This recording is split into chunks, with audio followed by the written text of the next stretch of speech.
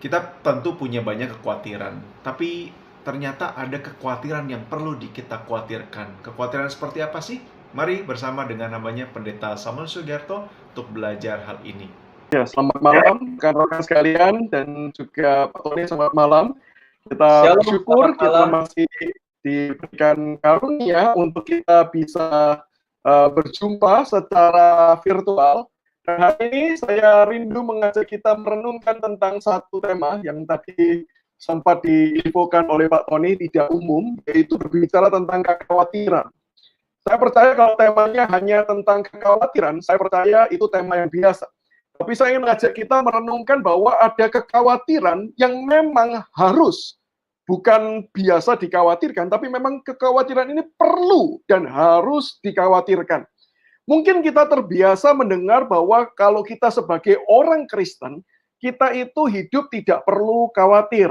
Sebagaimana yang mungkin kita baca di dalam Alkitab seperti di dalam Matius pasal yang ke-6 ayat 25 sampai 34, ataupun juga di dalam Lukas pasal 12 ayat 22 hingga ayat 24. Memang bagian tersebut berbicara tentang jangan khawatir.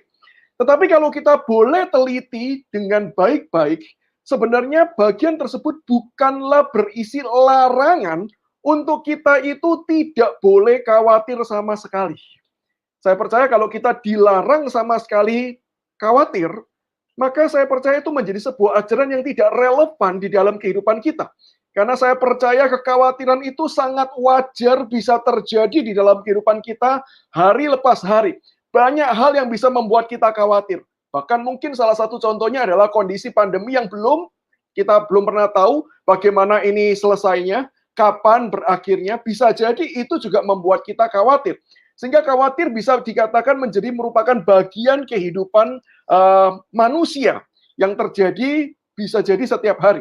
Tapi saya percaya bahwa ada memang kekhawatiran-kekhawatiran yang tidak perlu dikhawatirkan. Dan untuk itulah kenapa kok Tuhan Yesus mengajak kita tidak perlu khawatir. Kekhawatiran-kekhawatiran yang jawabannya sudah pasti. Allah menjaga, Allah menopang, Allah memelihara, Allah memimpin kehidupan kita. Bukankah firman Tuhan tersebut berkata, jangan khawatir akan hidupmu, akan apa yang kamu makan, akan apa yang kamu pakai. Kalau untuk kebutuhan-kebutuhan seperti itu, firman Tuhan mengatakan Allah yang demikian berkasih karunia bagi manusia, bahkan Allah yang rela mati di atas kayu salib, Allah tersebut akan menjaga dan tidak akan membiarkan kita berjalan sendirian di dalam segala kesulitan tersebut. Sehingga adanya penderitaan, adanya kesulitan, adanya tantangan, tidak perlu membuat kita khawatir. Karena apa? Ada pemeliharaan, penyertaan Tuhan yang jauh lebih besar daripada semua pergumulan permasalahan kehidupan kita. Nah, itulah kekhawatiran yang tidak perlu kita khawatirkan. Tetapi saya hari ini mengajak kita belajar ada kekhawatiran yang memang harus kita khawatirkan. Apa kekhawatiran yang perlu kita khawatirkan? Saya ingin mengajak kita melihat 3 hal kekhawatiran. Yang pertama, kita itu perlu dan harus khawatir kalau hidup kita tidak semakin serupa dengan Yesus Kristus. Hari ini kalau ditanya, ketika kita sedang saat teduh, mungkin di pagi hari, mungkin ketika kita sedang mengambil waktu tenang bersama-sama dengan Tuhan, apakah kita menjumpai bahwa hidup kita itu dari waktu lepas waktu diubah? Atau jangan-jangan kita terbiasa dengan jargon. Ya, aku itu ya gini ini. Saya itu ya begini ini. Dari dulu sampai sekarang. Bahkan mungkin kita mau berkata, sampai nanti. Ya, saya sudah menjadi orang yang seperti ini. Kalau kamu mau, kalau kamu suka, terima. Tidak mau, ya sudah. Inilah saya. Saya percaya jargon seperti itu bukanlah jargon yang tepat dihidupi oleh setiap orang Kristen. Baik orang yang masih muda, bahkan orang yang juga sudah berusia, senior, sudah tua, tidak bisa dan tidak boleh kemudian kita berprinsip bahwa saya ini orangnya ya seperti ini. Karena firman Tuhan mengajar kita untuk senantiasa hidup semakin serupa dengan Yesus Kristus. Saya bacakan satu ayat yang kemudian menjadi ayat hafalan banyak orang, terambil dari Roma pasal yang ke-8 ayat 28-29. Kita tahu sekarang bahwa Allah turut bekerja dalam segala sesuatu untuk mendatangkan kebaikan bagi mereka yang mengasihi Dia, yaitu bagi mereka yang terpanggil sesuai dengan rencana Allah. Sebab semua orang yang dipilihnya dari semula, mereka juga ditentukannya dari semula untuk menjadi serupa dengan gambaran anaknya, supaya ia, anaknya itu menjadi yang sulung di antara banyak saudara. Bagian firman Tuhan ini sekali lagi mengingatkan kita bahwa Allah itu memakai segala sesuatu. Apapun yang terjadi di dalam kehidupan kita, semua ada di dalam tangan kendali Allah. Bagi kita yang terbiasa di dalam dunia pendidikan, Allah mengatur kurikulum kehidupan kita melalui segala hal. Semua orang yang kita jumpai, semua jenis peristiwa yang terjadi dalam kehidupan kita, Tuhan pakai dengan satu tujuan, menjadikan kita semakin serupa dengan gambaran anaknya, yaitu Yesus Kristus. Sehingga, kalau hidup kita dari hari lepas hari, tidak ada perubahan. Dari waktu demi waktu, tidak ada transformasi kehidupan yang terjadi. Maka kita perlu khawatir. Dan kita harus khawatir kalau hidup kita tidak semakin serupa dengan Yesus Kristus. Kalau hari ini kita tenang-tenang, kita merasa ya semua berjalan baik-baik saja, maka kita perlu khawatir. Itu bukanlah hal yang kehidupan yang tepat untuk dihidupi. Kita perlu untuk terus-menerus diubahkan, diproses di dalam pembelajaran firman Tuhan, supaya kita boleh hidup semakin hari semakin serupa dengan Yesus Kristus. Yang kedua, kita itu perlu khawatir. Khawatir apa? Khawatir kalau hidup kita itu tidak bermakna. Kita tuh perlu khawatir kalau hidup kita itu cuma berisi rentetan peristiwa, aktivitas demi aktivitas yang terjadi terus-menerus. Tanpa kita itu tahu kenapa kita harus menjalani semua itu dan kemana arah tujuan kehidupan kita. Seorang yang hidupnya bermakna adalah seorang yang mengerjakan segala hal di dalam kehidupannya sesuai dengan panggilan Tuhan untuk mencapai tujuan yang Tuhan telah tetapkan di dalam kehidupan setiap kita. Tidak ada satu orang pun di dalam dunia ini yang lahir tanpa Allah punya maksud dan rencana. Maka ketika kita, apalagi bukan cuma diciptakan, tetapi juga ditebus dengan darah Yesus Kristus, maka saya percaya ada tujuan-tujuan Allah yang perlu untuk kemudian kita gumulkan, yang perlu untuk kemudian kita kerjakan di dalam kehidupan setiap kita. Sehingga kita itu perlu khawatir, apakah hidup kita itu setiap saat, setiap hal yang kita lakukan, apakah memang itu sudah tepat sesuai dengan kehendak Tuhan, sesuai dengan panggilan Tuhan yang Tuhan berikan dalam kehidupan kita untuk mencapai tujuan kehidupan setiap kita. Kalau hari ini kita hanya berorientasi untuk mengejar segala sesuatu yang menyenangkan diri, segala sesuatu yang membuat kita suka, maka sebenarnya kita belum hidup di dalam panggilan Tuhan. Kalau kita selama ini cuma sekedar, ya yang penting saya bisa lewat hari demi hari, yang penting saya masih hidup, yang penting saya masih bisa merasakan kesenangan, maka kehidupan seperti ini adalah kehidupan yang tidak tepat. Kita perlu khawatir kalau kita cuma hidup seperti ini. Kenapa? Karena hidup seperti ini adalah hidup yang tanpa makna. Untuk apa sih kita menjalani hidup seperti itu? Untuk apa kita mengerjakan aktivitas dengan bersusah payah? Kita mengerjakan dengan begitu banting tulang, kita melakukan segala sesuatu, tapi toh semuanya nanti tidak ada arah dan tidak membawa kita untuk kemudian mengerjakan panggilan Tuhan. Bukankah kehidupan yang tepat itu adalah ketika kita bisa berkata seperti Rasul Paulus berkata di dalam Filipi pasal yang pertama ayat 21 sampai ayat 22a. Rasul Paulus berkata demikian. Karena bagiku hidup adalah Kristus. Jelas dia tahu arah tujuan hidupnya. Dia tahu panggilannya. Yaitu apa? Memberitakan akan kasih karunia Allah yang pertama-tama sudah datang dan sudah diberikan dalam kehidupannya. Sekarang dia dipanggil untuk kemudian menceritakan dan mewartakan kepada siapapun. Maka dia katakan hidup. Kalau saya masih hidup, maka semuanya itu adalah bagi Kristus. Apapun yang saya kerjakan, saya sadar saya melakukan ini sebagai sebuah wujud Saya menggenapkan panggilan Tuhan di dalam kehidupan pribadinya, Rasul Paulus. Dan bukankah kalau kita belajar Alkitab kita tahu, Rasul Paulus juga masih melakukan pekerjaan membuat tenda. Dia melakukan buat apa? Bukan sekedar untuk bertahan hidup, tapi dia melakukannya dengan satu tujuan melalui pekerjaan tangannya tersebut. Pekerjaan pelayanan Tuhan bisa dilakukan dengan lebih baik dan lebih baik lagi. Maka dia katakan, bagiku hidup adalah Kristus dan mati adalah keuntungan. Seseorang yang hidupnya bermakna adalah seseorang yang tidak takut mati. Seseorang yang menyadari panggilan hidupnya.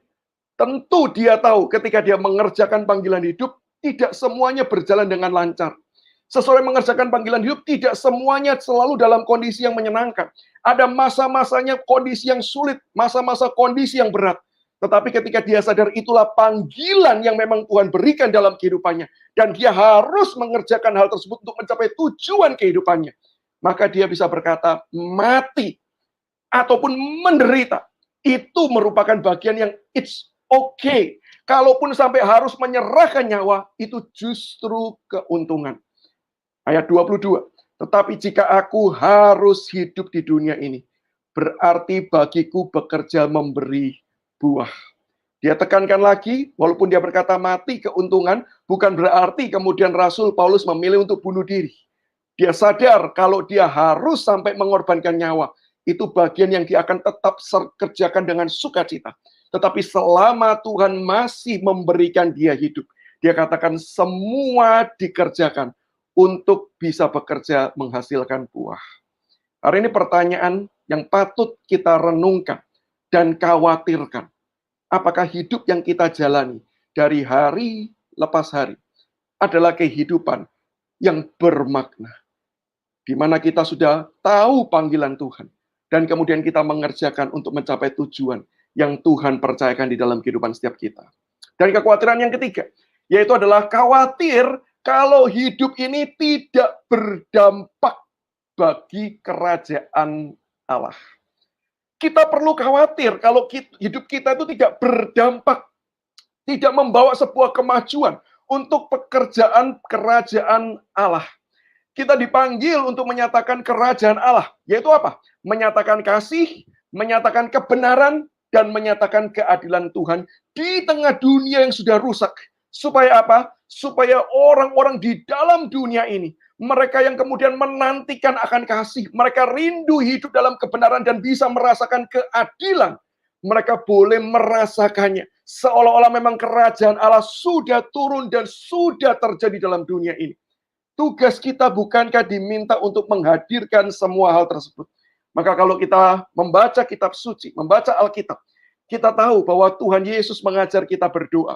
Doa Bapa kami. Dan di dalam salah satu pokok doa tersebut dikatakan, datanglah kerajaan di bumi seperti di surga. Kenapa Tuhan Yesus mengajak kita dan mendorong kita untuk berdoa? Mendoakan pokok doa ini. Supaya kerajaan Allah datang, supaya kemudian pekerjaan Allah, kerajaan Allah nyata di dalam dunia ini. Tujuan yang pertama adalah kita diminta untuk terus-menerus mendoakan, bukan sebagai sebuah ritualistik yang diulang-ulang, tetapi untuk membentuk hati setiap kita. Kita diminta berdoa terus-menerus pokok doa ini dalam doa Bapa kami. Supaya hati kita betul-betul juga diarahkan. Kalau saya hidup, saya rindu supaya kerajaan Allah itu bisa terjadi. Supaya surga yang dimimpikan dan dicita-citakan banyak orang boleh dirasakan sejak dari saat ini. Karena apa? Karena ada kasih, kebenaran, dan keadilan Allah yang terjadi. Dan setelah kita belajar untuk mencintai, merindukan, saya dan percaya, kita juga kemudian didorong untuk bagaimana terlibat, ambil bagian, menghadirkan kasih, menghadirkan kebenaran, dan menghadirkan keadilan di dalam dunia ini. Dengan kata lain, kita perlu khawatir. Apa yang kita khawatirkan? Hidup kita sudah menjalankan misi surgawi atau belum. Kalau hidup ini cuma menjalankan misi-misi keuntungan pribadi dan belum mengerjakan misi kerajaan Allah, maka inilah kehidupan yang patut kita khawatirkan. Dan Di dalam semua kekhawatiran tersebut, kita perlu khawatir akan 3 hal. Saya review sejenak. Yang pertama, kita perlu khawatir hidup kita sudah semakin serupa Kristus atau belum. Yang kedua, kita perlu khawatir apakah hidup kita bermakna atau tidak.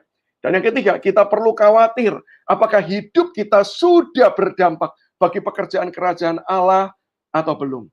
Dan ketika kita hidup di dalam segala kekhawatiran itu, yang kemudian membuat kita terus-menerus mengarahkan diri kita untuk mencapai tujuan-tujuan tersebut, maka saya yakin percaya, di waktu itulah kita akan bisa merasakan bagaimana Tuhan itu menambahkan segala sesuatu yang kita butuhkan. Maka kalau kita baca perikop tentang jangan khawatir, contoh di dalam Matius 6 ayat 33. Carilah dahulu kerajaan Allah dan kebenarannya. Bagian belakangnya, maka semuanya itu akan ditambahkan kepadamu. Ketika kita hidup terus-menerus mengarahkan diri kita untuk melakukan hal-hal tersebut, untuk mengerjakan pekerjaan Tuhan tersebut, maka apapun, semua yang kita perlukan untuk bisa semakin hidup serupa Kristus, untuk bisa hidup kita bermakna, dan untuk berdampak bagi pekerjaan kerajaan surga, semuanya itu akan ditambahkan bagi setiap kita. Nah, kiranya hidup kita mengkhawatirkan hal-hal yang memang harus dikhawatirkan, tapi jangan khawatirkan hal-hal yang tidak perlu dikhawatirkan. Tuhan Yesus memberkati setiap kita.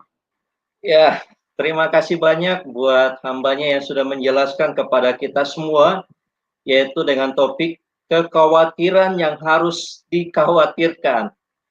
Oh, ketika kita mendengar, pasti di awal ada rekan-rekan yang beranggapan, wah ini kekhawatiran yang harus dikhawatirkan itu seperti apa ya? Karena selama ini pasti rekan-rekan banyak yang mengkhawatirkan tentang kuliah, tentang pekerjaan, tentang pelayanan, tetapi apa yang hambanya sampaikan malam hari ini cukup berbeda, dan ini merupakan satu hal yang memang kita harus khawatirkan. Apakah dengan poin-poin yang sudah disampaikan, apakah itu sudah kita khawatirkan selama ini? Nah, kembali lagi saya mau menyampaikan, bagi rekan-rekan yang mungkin dari awal sudah mengikuti dan sudah mencatat, nantinya rekan-rekan bisa menyampaikan di kolom komentar apa yang sudah disampaikan oleh hambanya Pak Samuel Sugiarto. 3 poin yang malam hari ini hambanya sudah sampaikan buat kita. Nantinya jikalau rekan-rekan mencatat kemudian menampilkan di kolom komentar, dari saya secara pribadi, dari Bara Digital Ministry, kita ada satu buku yang nantinya bisa buat rekan-rekan 1 orang saja yang lebih dulu mencatat di kolom komentar, nantinya kita akan bisa kirimkan buku ini. Baik, langsung saja. Di sini ada beberapa komentar yang sudah masuk. Pertama datang dari Facebook, dia menyampaikan, itulah sikap manusia penuh dengan kekhawatiran, tetaplah percaya pada Tuhan, ada jalan. Dan ada juga dari Instagram, terkadang kita nggak nyadar kalau ternyata kekhawatiran kita sepertinya nggak harus dipikirkan terlalu larut. Wah, ini menarik juga komentarnya ya. Dan yang menjadi pertanyaan saat ini adalah bagaimana cara kita agar tidak fokus terhadap kekhawatiran yang selama ini kita jalani. Kalau tadi rekan-rekan menyampaikan kekhawatiran yang selama ini jangan sampai terlalu larut, tetapi justru yang perlu kita utamakan adalah 3 poin yang sudah Pak Samuel sampaikan. Baik Pak, itu pertanyaannya Pak. Bagaimana supaya kita nggak terlarut Pak, artinya di dalam kekhawatiran yang mestinya nggak perlu berlarut-larut. Tentu saja sekali lagi saya katakan bahwa kekhawatiran itu mungkin muncul dengan sendirinya. Kita mungkin tidak bermaksud untuk memikirkan, tetapi mau tidak mau kondisi keterbatasan kita di dalam natur kita sebagai manusia yang terbatas, tidak mengetahui segala sesuatu, bahkan tidak menguasai akan hari esok, masa depan kita, membuat kita bisa jadi kita overthinking, memikirkan secara berlebihan sehingga membuat kemudian kita khawatir. Maka bagaimana caranya supaya kita tidak overthinking? Yaitu kita kembali kepada Injil, kasih karunia Allah yang sudah diberikan. Kita terbatas, maka bukankah kita tidak boleh memikirkan dengan kekuatan kita sendiri? karena kekuatan kita pun terbatas. Tetapi bukankah firman Tuhan sudah memberitahu bahwa ada pribadi yang tidak terbatas, pribadi yang maha kasih, pribadi yang maha kuasa, pribadi yang sanggup menjaga kehidupan setiap kita. Sehingga perlu kita belajar untuk terus-menerus menyerahkan kekhawatiran kita yang tidak perlu dikhawatirkan itu. Kita perlu menyerahkan di hadapan Injil, di hadapan kasih karunia Tuhan, di hadapan salib Kristus. Kita menyandarkan hidup kita. Supaya apa? Supaya kita yang terbatas ini, ketika kita bersandar kepada pribadi yang tidak terbatas, disitulah letak kekuatan, disitulah letak pengharapan setiap kita. Perlu disiplin. Untuk apa? Bukan sekedar baca Alkitab, tapi disiplin menyerahkan kehidupan kita. Menyerahkan kekhawatiran kita ke dalam tangan kasih karunia Tuhan. Ya, puji Tuhan ada satu orang yang sudah menyampaikan poin yang sudah hambanya sampaikan tadi. Ini dari Instagram, dari Susan. Dia sudah menyampaikan topik yang sudah disampaikan oleh Pak Samuel berupa tiga poin.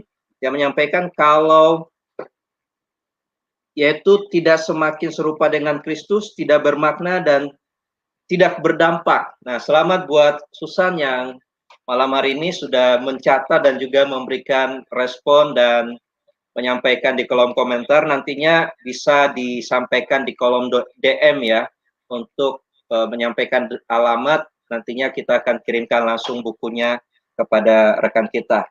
Nah, pertanyaan berikutnya adalah, ya,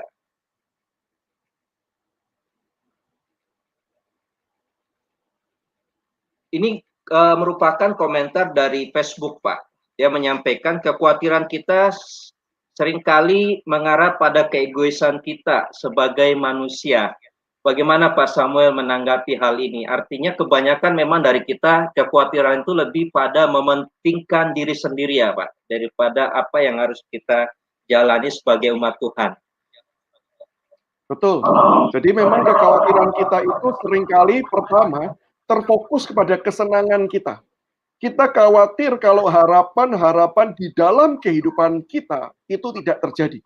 Dan bukankah kalau kita tahu tidak semua harapan kita itu memang bisa terjadi.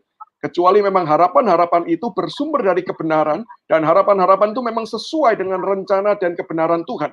Maka harapan-harapan itu pasti akan terjadi. Tetapi ketika kita itu berfokus kepada kesenangan-kesenangan yang kita harapkan terjadi, maka kekhawatiran itu muncul sebagai sebuah tanda kita sedang melangkah kepada jalan yang keliru. Rasa khawatir itu mengingatkan kita bahwa ini salah. Saya sedang berjalan kepada arah yang salah. Saya harus berbalik. Sehingga kalau fokus kita terus-menerus hanya mengharapkan keinginan-keinginan jasmania, bahkan keinginan-keinginan di dalam dosa, sehingga nggak heran pada waktu itu kekhawatiran akan muncul sebagai sebuah tanda bahwa hidup kita sudah berjalan ke arah yang tidak tepat.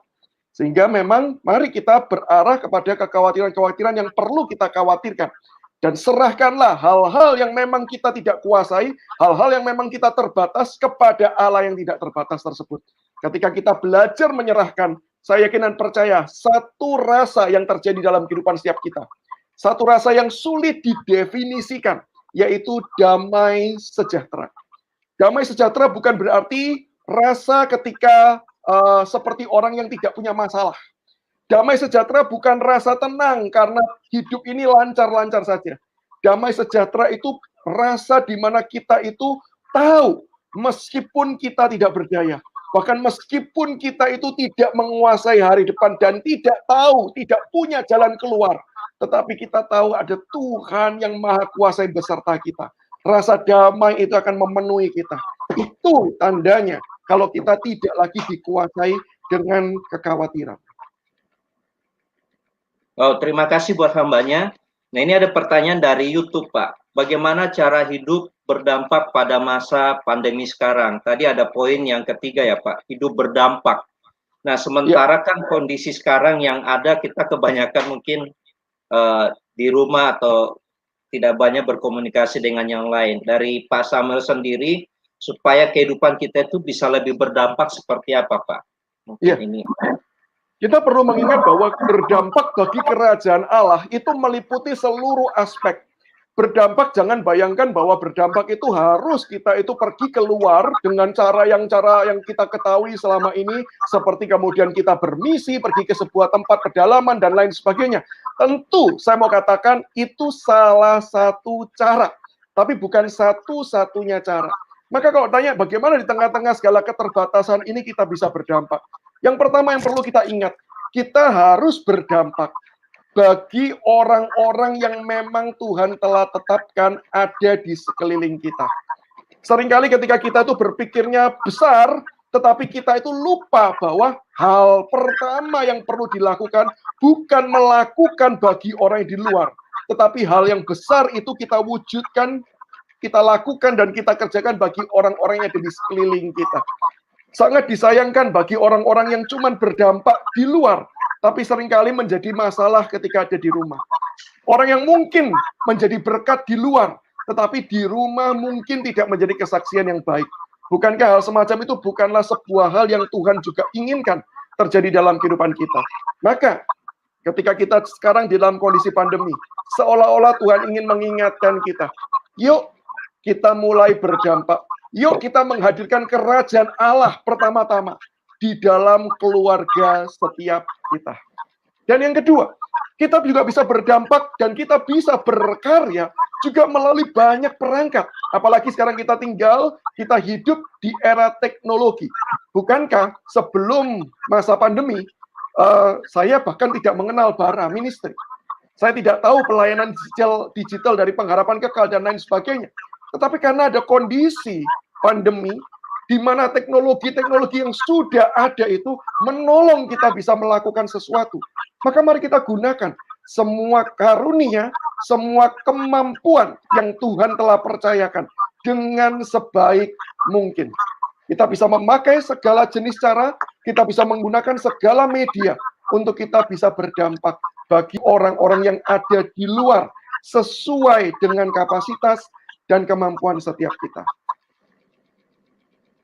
Ya, ada yang bertanya seperti ini, Pak. Bagaimana kita menyikapi di dalam Matius 6 ayat 25 dan ketika jangan khawatir dan menghubungkan dengan keluarga kita, kehidupan kita, ada nggak batasan sebenarnya dalam hidup kita itu khawatirnya sebatas apa ya, Pak? Artinya kalau memang jangan itu yang dimaksud jangan di sini apa, kalaupun ya mungkin dari Pak Samuel langsung menjelaskan buat kita semua. Karena jadi kita perlu banyak yang bertanya seperti ini, Pak. Kalau Alkitab sendiri berkata jangan khawatir, masakan kita nggak boleh khawatir, Pak?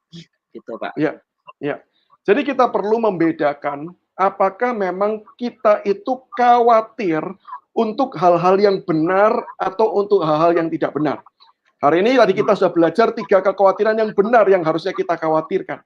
Lalu bagaimana dengan model kita itu khawatir dengan keluarga kita? Kita khawatir dengan orang-orang yang kita sayangi ada di sekeliling kita. Maka saya percaya ketika rasa khawatir itu muncul, tidak bisa kita salahkan rasa khawatir.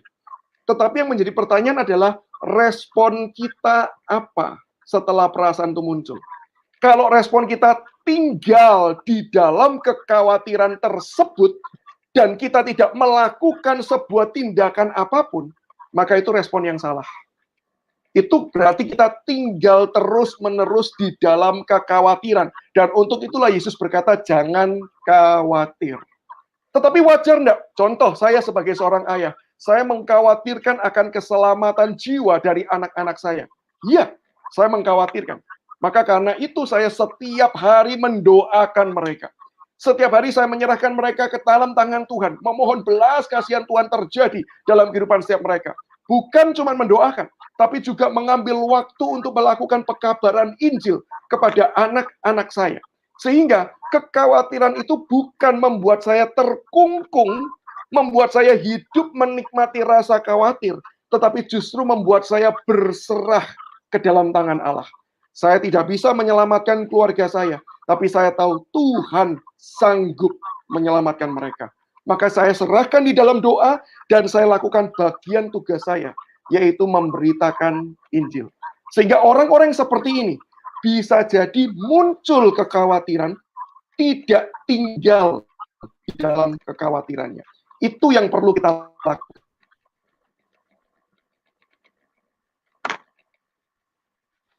Ya, menarik sekali ya Pak, sudah hambanya sampaikan malam hari ini bagaimana setiap kita memang kekhawatiran itu selalu ada, tetapi jangan sampai tinggal di dalam kehidupan kita, karena itu hal yang bisa mempengaruhi banyak hal dalam kehidupan kita. Tetapi ketika kita mengalami kekhawatiran harus ada respon yang kita berikan, berupa doa, tindakan, dan juga pastinya kita tetap berserah kepada Tuhan. Dan banyak lagi hal-hal yang sudah disampaikan lewat Instagram, lewat Facebook, dan juga lewat YouTube yang ada. Namun saya juga perlu menyampaikan karena program ini hanya diadakan selama 30 menit. Diawali tadi dengan penjelasan, kemudian kita ada diskusi atau tanya jawab, dan juga saya ucapkan selamat juga kepada rekan kita Susan yang sudah menyampaikan dan bisa mendapatkan buku malam hari ini. Dan perlu saya sampaikan bahwa esok hari kita akan kembali live dengan topik yang berbeda pastinya, yang akan disampaikan oleh hambanya Pak Samuel Pendeta Bamba Wiyanto. Topiknya adalah pikiran berkelana saat bermeditasi, bagaimana mengatasinya. Wow, pasti banyak rekan-rekan yang penasaran dengan topik tersebut. Nah, kembali lagi kepada hambanya Pak Samuel Sugiarto, sebelum kita juga menutup di dalam doa, saya akan bacakan satu komentar yang datang dari Facebook. Ya, ini. Shalom Pak, banyak orang yang cerita sama saya tentang akhir zaman yang mengaku bahwa mereka bisa meramal, tetapi ramalan mereka justru seperti menakutkan, seperti orang. Tetapi saya baca di Wahyu, tidak merasa khawatir. Menurut Bapak bagaimana? Nah, ini mungkin akhir-akhir ini juga banyak yang menghubungkan hal-hal demikian dengan apa yang dihadapi sekarang. Dan ini merupakan pertanyaan dan juga komentar yang terakhir, dan setelah itu nantinya kita akan menutup di dalam doa. Dan juga saya persilakan kepada hambanya Pak Samuel Sugiarto untuk merangkum apa yang sudah disampaikan malam hari ini buat kita semuanya. Baik Pak. Ya, terima kasih untuk Ibu Puput untuk respon dan pertanyaannya. Saya percaya sebagaimana yang Bu Puput juga sudah saksikan, ketika kita betul-betul membaca kitab suci dengan benar dan tepat, maka satu hal yang kita dapatkan yaitu bukan kekhawatiran, tapi justru kita mendapatkan pengharapan. Ketika orang banyak berkata di akhir zaman nanti semakin banyak kesulitan dan kesusahan, memang saya mau katakan itulah dunia yang sudah rusak. Itulah dunia yang sudah jatuh di dalam dosa.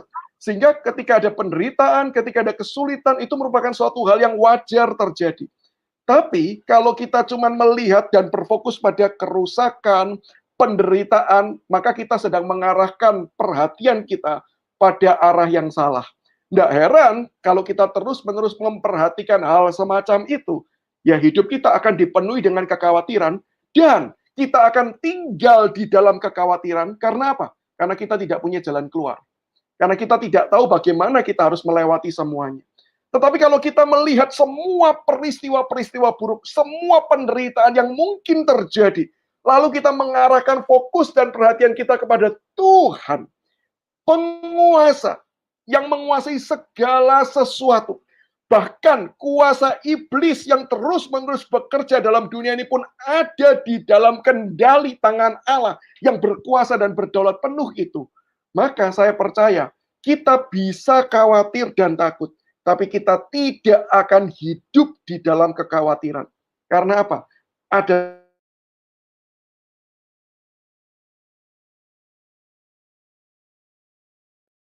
kita tidak perlu khawatir, kita tidak perlu tinggal terus-menerus di dalam kekhawatiran itu. Ketika ada rasa gelisah, rasa takut terjadi, datanglah kepada Yesus Kristus. Serahkan semua kekhawatiranmu kepada Dia. Dan percayalah, tangan Allah yang menjaga setiap kita, menyertai setiap kita, untuk terus-menerus bisa hidup di dalam kasih Tuhan. Sehingga untuk hal seperti itu, tidak perlu kita khawatir. Tapi kita perlu khawatir. Khawatir apa? kita perlu memikirkan terus-menerus 3 hal. Yang pertama, apakah hidup kita adalah hidup sudah semakin serupa Kristus atau belum? 2, kita perlu khawatir, perlu terus-menerus memikirkan apakah hidup saya sudah bermakna, yang artinya punya tujuan yang jelas, mengerjakan panggilan yang Tuhan percayakan dalam hidup saya. Dan kita perlu khawatir yang ketiga, apakah di dalam aktivitas yang kita kerjakan, kita sudah berdampak bagi kerajaan Allah, menghadirkan kasih, menghadirkan kebenaran, dan menghadirkan keadilan di dalam dunia ini. Pikirkan terus-menerus dan respon Tuhan memberkati.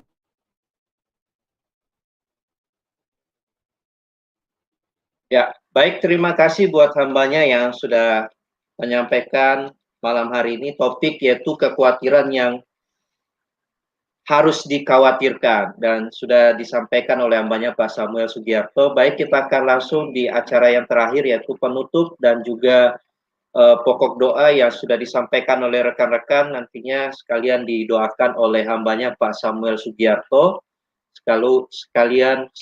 Sekaligus untuk menutup program kita malam hari ini. Baik, saya persilakan kepada hambanya Pak Samuel Sugiarto untuk mendoakan buat rekan-rekan yang ada, di mana ada rekan-rekan yang sedang kuliah, kita juga dukung dalam doa, yang sedang mengalami kelemahan tubuh, dan juga mungkin ada rekan-rekan yang mengalami pergumulan dalam keluarga, kiranya Tuhan juga akan senantiasa memulihkan. Baik, saya persilahkan langsung kepada hambanya Pak Samuel Sugiarto untuk menolong kita di dalam doa. Baik, Pak. Mari kita tundukkan kepala dan kita berdoa. Bapa di surga, kami kembali datang dengan penuh syukur. Karena kami tahu banyak hal yang membuat kami khawatir. Kami tidak perlu mengkhawatirkan hal-hal yang ada, hal-hal yang kami tidak kuasai. Kami tidak perlu mengkhawatirkan tentang masa depan kami, meskipun kami tidak berdaya untuk memegang dan mengontrol. Karena bukan kami mampu, tapi karena kami tahu Engkau yang mampu, Engkau yang berkuasa, Engkau yang memegang semua hal itu.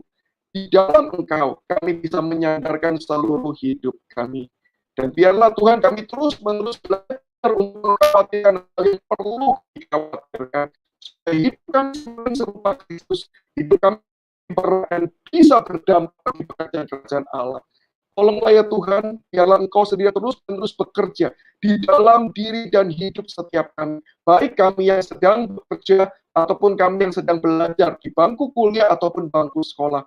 Dimanapun Tuhan kami berada, di dalam situasi apapun, di dalam pekerjaan apapun, Tuhan pakailah kami boleh menjadi alat-alat kasih-Mu bagi orang-orang di sekeliling kami, supaya melalui hidup kami di dalam segala keterbatasan, tapi dengan kemampuan yang Tuhan terus tambah-tambahkan, kami bisa dipakai menjadi saluran berkat bagi semakin banyak orang. Tolonglah Tuhan ketika kami juga mungkin sedang mengkhawatirkan apa yang terjadi dalam hidup kami. Mungkin ada di antara rekan-rekan yang bergumul dengan kesehatannya, bergumul dengan sakit penyakit, bahkan mungkin ada yang terkena COVID-19. Tuhan kami percaya memang semua penderitaan, semua kesulitan itu bisa membuat kami khawatir, ada rasa yang tidak nyaman terjadi. Tapi kami juga percaya ya Tuhan, kalau kami tinggal di dalam Engkau, maka Engkau akan sanggup menjaga dan menolong setiap kami. Maka Tuhan, mereka yang bergumul dengan sakit penyakitnya, Tuhan tolong lawatlah mereka. Janganlah mereka berikan kesehatan dan pemulihan, supaya sungguh ketika rekan kami dipulihkan semuanya, mereka pun lebih lagi hidup lagi memuliakan Tuhan.